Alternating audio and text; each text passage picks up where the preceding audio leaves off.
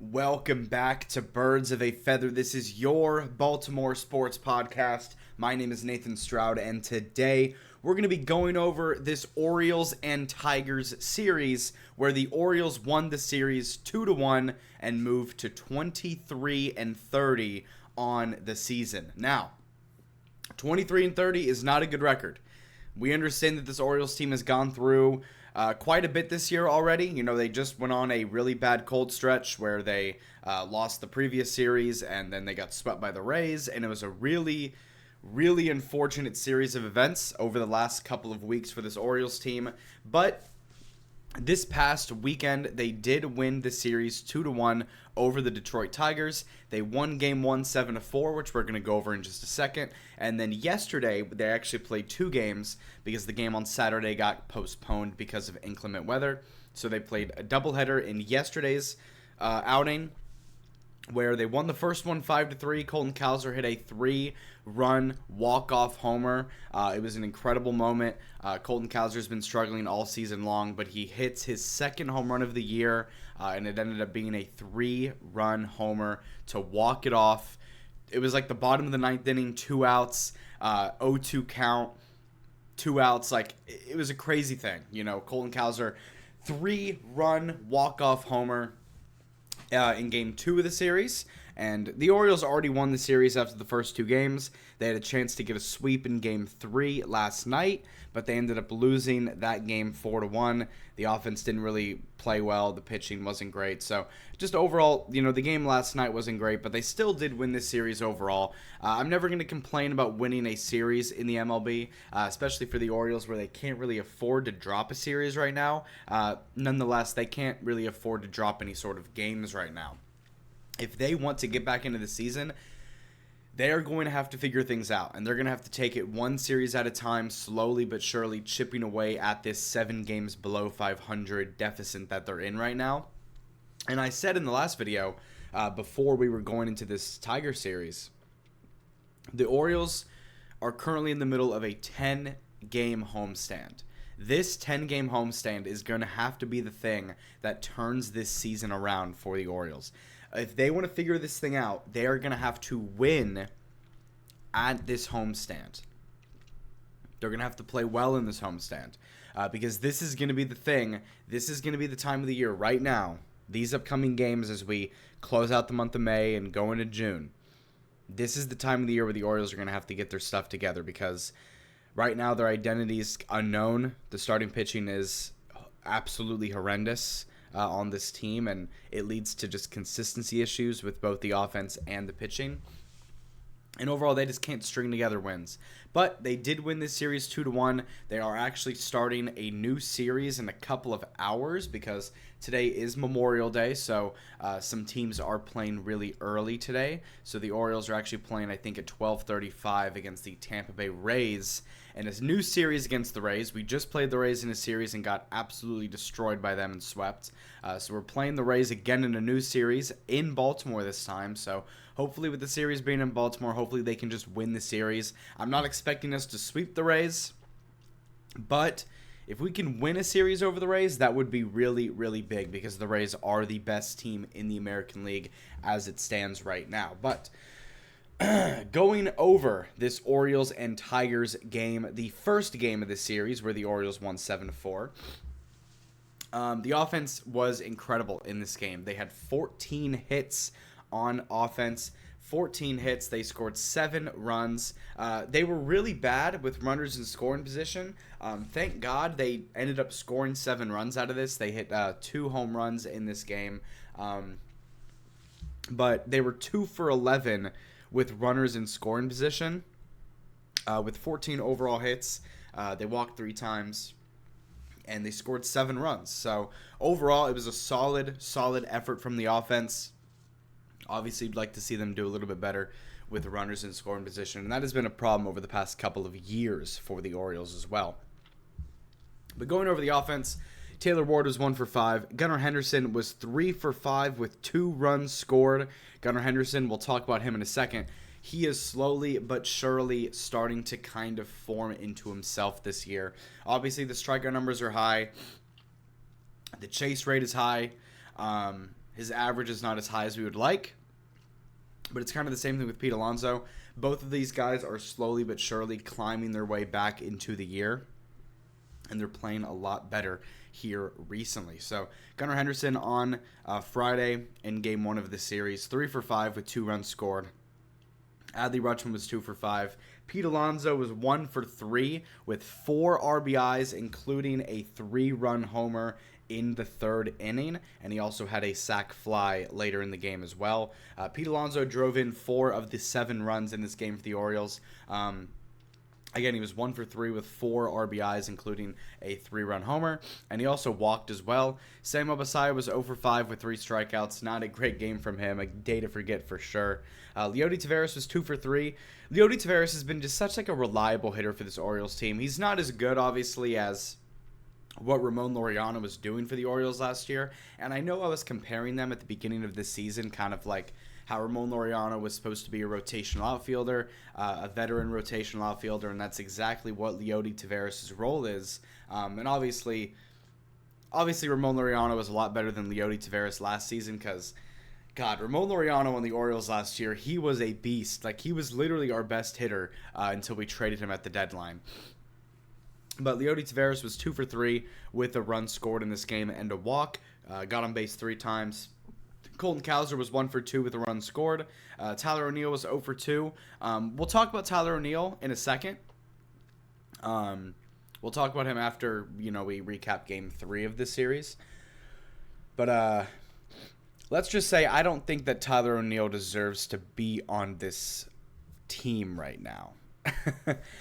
He has been beyond horrible, and I also think that he's been playing so bad that I do think that he might be untradeable. Like, obviously, I think that a team would want him, but if you want to talk about for the contract that he's on, for how bad he's playing, with the contract that he's under, I don't even know what we would get back in return. Maybe like a bag of Doritos, maybe a bag of Fritos, I don't know.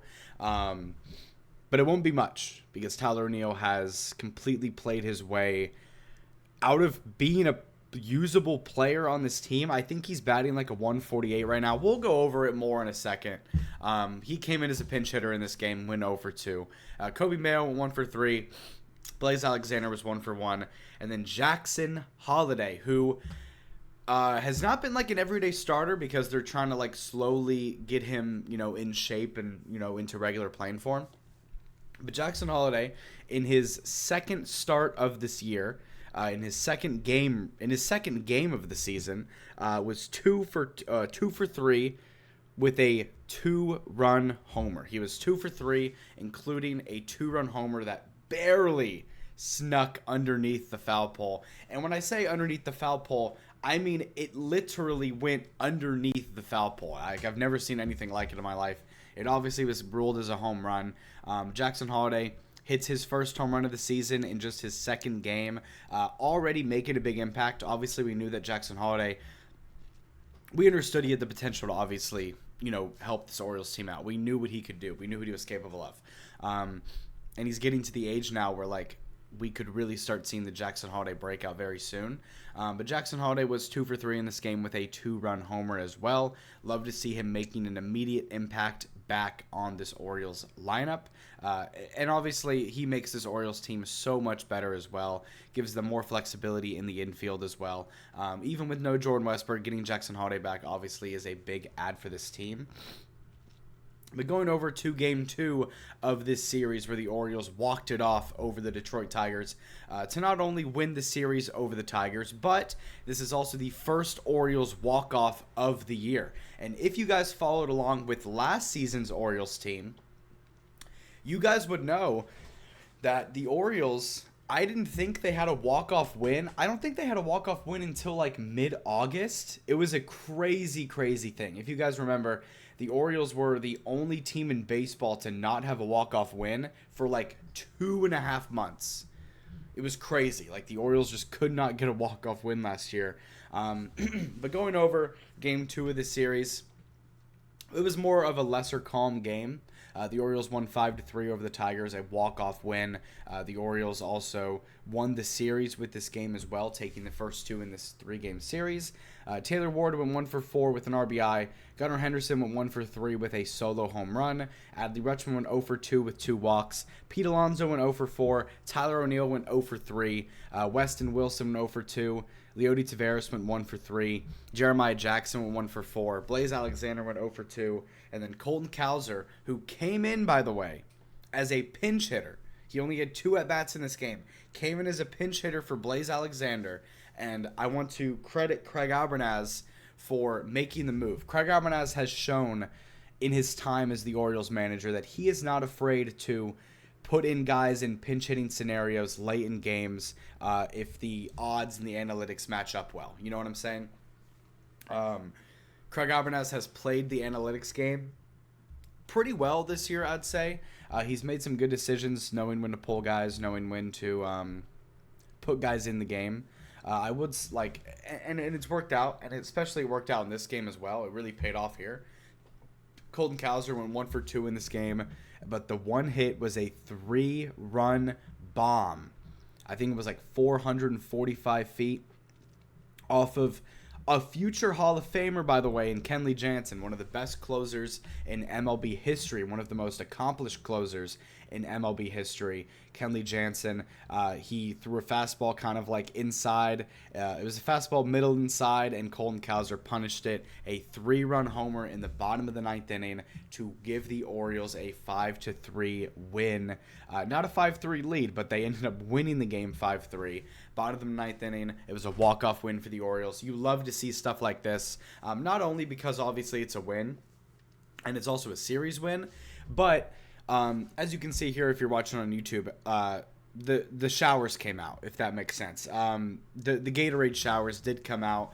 Pete Alonso and Leody Taveras were carrying the Gatorade tub and poured it on Colton Cowser because it's a great moment. You know what I'm saying? These are the types of moments, big moments like this, when players hit clutch home runs and walk-off home runs and have these big moments. That's what brings a team more together and really kind of shows the true colors about if a team is a family or not. You know what I'm saying? If the team has chemistry, if the team really does love each other. And a lot of these players on this team, guys like Gunnar and Adley and Colton and Jackson Holiday, a lot of these guys, a lot of the core guys on this team have grown up together. You know, they all came into the Orioles organization around the same time, and they've kind of grown up together. And obviously you have a couple of veterans in the room, like Taylor Ward that you acquired this offseason, like Pete Alonso like you acquired this offseason. And what I will say about Pete Alonso is that he definitely kind of prides himself on being the big brother type vibe, you know what I'm saying? And he knew he was going into that room.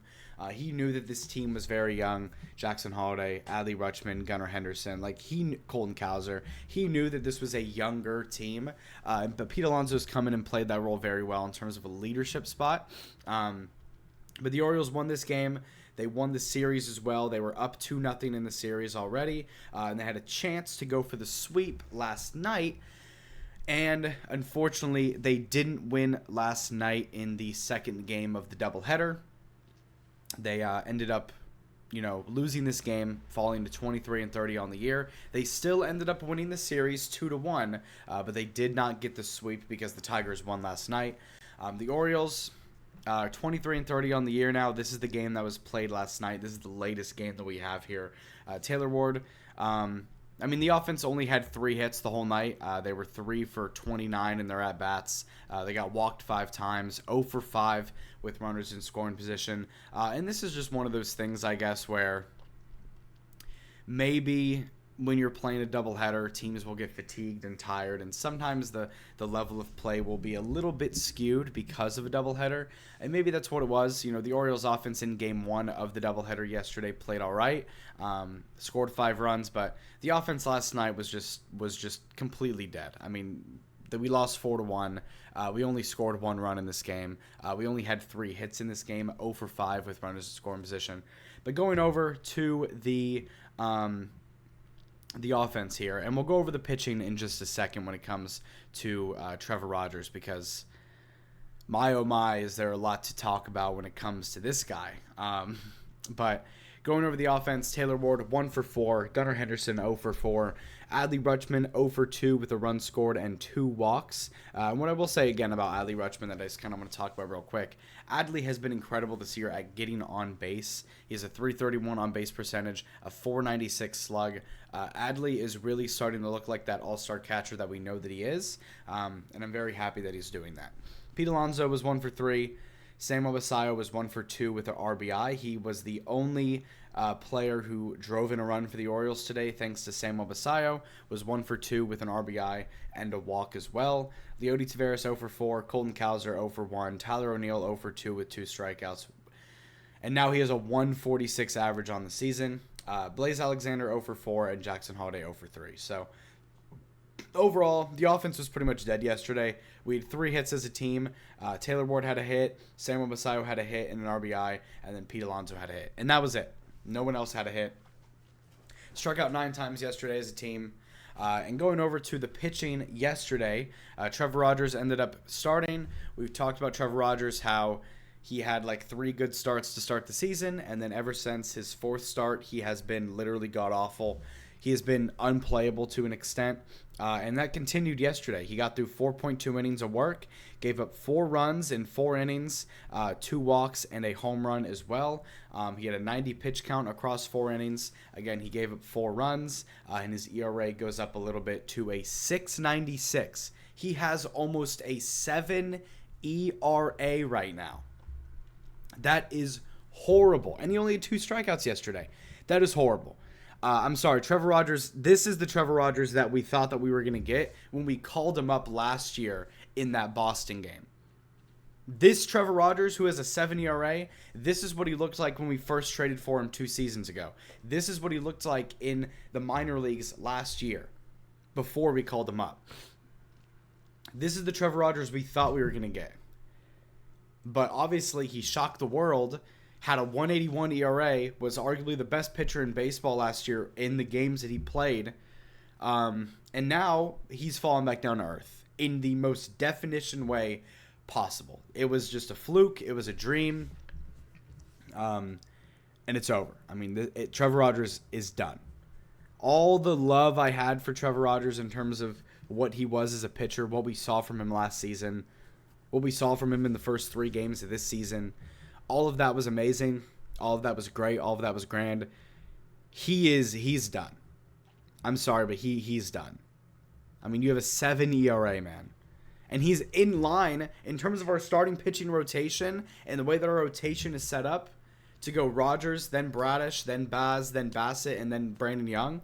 The way that our starting pitching staff is set up, the way that our rotation is set up, Trevor Rogers is literally set up to be the ace of the team. He was our opening day starter, and we've kept that same lineup and that same rotation the whole year. So something's going to need to shake up and change. Kyle Bradish is the best pitcher on this Orioles team.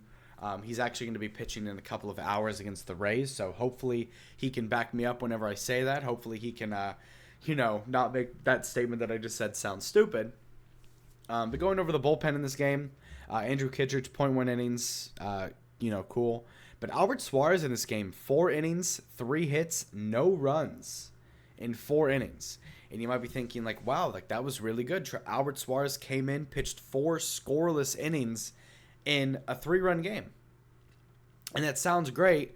And then we just DFA'd him this morning. So I don't know. It's like someone does something good and then we just get rid of him. So I don't know. But, I mean, Albert Suarez did good yesterday. I mean, Albert Suarez probably gets, like, the most flowers of anyone, to be honest. I mean, 4 scoreless innings. I mean, we'll take that. And also, Samuel Basallo. But the Orioles are currently 23-30 on the year. Looking here at the standings going into this Memorial Day Monday on the 25th of May. The Baltimore Orioles are currently 6th. The 6th worst team in the American League when it comes to a playoff spot, when it comes to a wild card spot here. The Orioles are 3 games back of a playoff spot as it stands. Right now, the Yankees have a wild card spot. The White Sox, my God. The White Sox have a wild card spot, and the Twins have a wild card spot. And this is what I'll say real quick about the current standings of the American League. These standings right here, this will not hold up. I promise you, the Chicago White Sox and the Minnesota Twins will not make the playoffs. I mean, the Minnesota Twins are 26 and 27 and are in the wild card right now. Then you have teams like the Blue Jays and the Mariners and the Rangers behind them who are definitely better than the White Sox and the Twins. So the White Sox and Twins eventually, as time goes on, will drop out of this playoff race. Obviously, I can't really say anything right now because they're doing better than us, so who am I to judge, I guess? But the White Sox and Twins, we know that they're not going to make the playoffs. So that's going to open the door to a team like the Blue Jays or the Mariners or the Rangers or the Orioles or the Astros or the Red Sox or even the Royals to make a comeback. Maybe even the Tigers to make a comeback if they get Scooble back. So the American League is very wide open. The Tampa Bay Rays, who you can have your opinions on them, whether they're fake good or actually good. We're playing them later today. They just swept us, so I'm not going to say anything about them. But they are the number one seed in the American League right now. The Yankees are still a great team, but they're in the wild card, which is kind of crazy right now. But the Orioles are 3 games back of a playoff spot. There's still over 100 baseball games left this year. Let me just reassure everyone. We are 53 games into the year. We're 23 and 30 through the first 53 games, and there's still over 100 baseball games left to play this year. So there's still a lot of time to figure this out, to make the playoffs, to go on a run, to do whatever. So we'll see what ends up happening there. Again, I will see you guys in the next episode. I appreciate y'all so much for tuning in. Make sure to click the link in the bio to check out the Twitter and the Instagram. I post all the time on Twitter. Make sure to give that a follow. Make sure to check that out. I appreciate y'all so much. I will see you guys on Thursday, I'm pretty sure, because I'm going to go over this Tampa Bay Rays or maybe Wednesday night. I'm going to cover this Rays series. We're going to recap the Rays series once it's over on Wednesday. So I'll see you guys in a couple of days. I appreciate y'all so much. Hopefully the Orioles can just keep finding ways to win series and cut down at this below 500 deficit and eventually get back into the swing of things and being a serious baseball team. So again, I appreciate y'all so much. I'll see you guys in the next episode. I'll see y'all later. Peace out.